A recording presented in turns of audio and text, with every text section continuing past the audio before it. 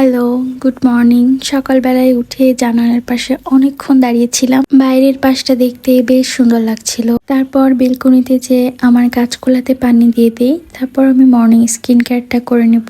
ইদানিং আমি স্কিন কেয়ারে যোগ করেছি এই ভিটামিন ই মিল্ক প্লাস ক্লিনজারটা। এটাতে ভিটামিন ই থাকায় ফেসকে হাইড্রেট করতে অনেক বেশি হেল্প করে অ্যান্ড ফেসটা অনেক বেশি সফট অ্যান্ড স্মুথ থাকে। রেগুলার ইউজে তোমার ফেসকে অনেক বেশি ব্রাইট করতে হেল্প করবে। প্রোডাক্টটা আমি নিয়েছিলাম গার্নিয়ার্স র ফেসবুক পেজ থেকে। এছাড়াও তাদের ওয়েবসাইটটা আছে, সেখানেও তোমরা অর্ডার করতে পারো। সাথে আমি নিয়েছিলাম ভিটামিন ই এর একটা ময়শ্চারাইজিং টোনার। এটাও তোমার ফেসকে হাইড্রেট রাখতে হেল্প করে। এই দুইটা প্রোডাক্টই তোমরা পেয়ে যাবা গার্নিশ র ফেসবুক পেজে। স্কিন কেয়ার শেষে আমি নিজের জন্য 1 কাপ কফি বানিয়ে নিয়েছি। আসলে কফি ছাড়া আমার মর্নিং শুরু হয় না। আজকে বিকালে একটু বাইরে যাওয়ার প্ল্যান আছে, এজন্য আমি রান্নার কাজটা আগে সেরে নিয়েছি। আজকে লাঞ্চে করেছিলাম লাল শাক ভাজি। তো এই তো বিকাল বেলায় আমি আর আমার ফ্রেন্ড বের হয়েছি। বেসিক্যালি আমাদের প্ল্যান ছিল আমরা ফুলতলাতে যাব। আসলে প্ল্যানটা ছিল আমার ফ্রেন্ডের, সো ও একদম শাড়ি টাড়ি পরে বের হয়েছে। আমি একদম নর্মালি বের হয়েছিলাম। ওয়েদার সুন্দর থাকার কারণে আশেপাশটা অনেক বেশি ভালো লাগছিল। যদিও যেতে যেতে আমাদের প্রায় সন্ধ্যা হয়ে গিয়েছে। ঘোরাঘুরি শেষ করে একদম সন্ধ্যা হয়ে গিয়েছে। তখন আমরা এক জায়গায় বসে দুইজন চটপটে নিয়েছিলাম। সেদিন আর কোনো ক্লিপ নিইনি। এটা ছিল পরদিন সকাল। ঘুম থেকে উঠে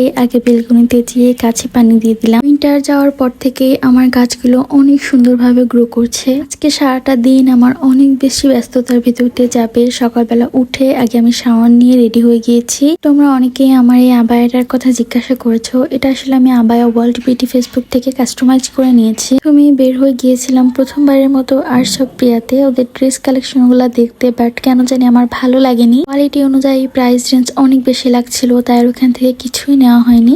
ওখান থেকে বের হয়ে আমার একটা ফ্রেন্ডের বিয়ের ইনভাইটেশন ছিল আমার, সেখানে গিয়েছিলাম। বেসিক্যালি একদম ছোট পরিসরে জাস্ট কাবিনটা হচ্ছে, এজন্য খুব বড় করে কোনো ফাংশন করা হচ্ছে না। এখানে যে ওর সাথে কিছুক্ষণ সময় কাটিয়ে ওর বিয়েটা কমপ্লিট করে দেন আমরা বের হয়েছি। বের হয়ে দেখি বাইরের ওয়েদারটা এত বেশি সুন্দর, আকাশটা এত ভালো লাগছিল দেখতে। আমার আর একটা ফ্রেন্ডের সাথে দেখা করার কথা ছিল, তাই সুন্দর আকাশটা দেখতে দেখতে আমি চলে এসেছি মুক্ত মঞ্চে।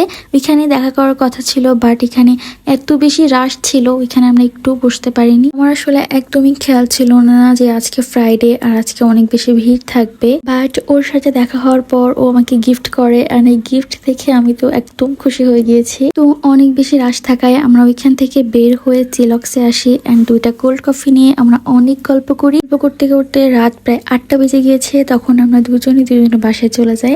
বাসায় এসে তোমাদেরকে দেখাই ও আমাকে কি গিফট করেছে। কিছুদিন আগে ও আমাকে জিজ্ঞাসা করছিল তোমার কি বড়ইয়ের আচার পছন্দ। আমি জাস্ট নর্মালি বলেছিলাম হ্যাঁ পছন্দ। ও যে একদম ওর আম্মুর হাতে বানানো বড়ইয়ের আচার নিয়ে চলে আসবে, এটা আমি একদমই এক্সপেক্ট করি নাই। সাথে ছিল ওদের গাছের কাঁচা আম। মানে আমি এত বেশি হ্যাপি হয়ে গিয়েছিলাম কি বলবো। আমি একদম এনেই টেস্ট করা শুরু করেছি অ্যান্ড এটা রিয়েলি অনেক বেশি মজা ছিল। Thank you so much. সারাদিন রান্না বান্না করিনি, আর বাইরে থেকে যেহেতু খাবার খেয়ে এসেছি রাতে আর কোনো কিছুই খাইনি। বাট রাতের বেলায় তখন প্রায় ঘুমিয়ে আসছি, তখন বাইরে এত জোরে বৃষ্টি শুরু হয়েছিল, অনেক ভালো লাগছিল, একটু ভয়ও লাগছিল যেহেতু আমি একদমই একা ছিলাম। তো আজকের ভিডিওটা এই পর্যন্তই। আশা করি তোমরা এনজয় করেছো। আল্লাহ হাফেজ।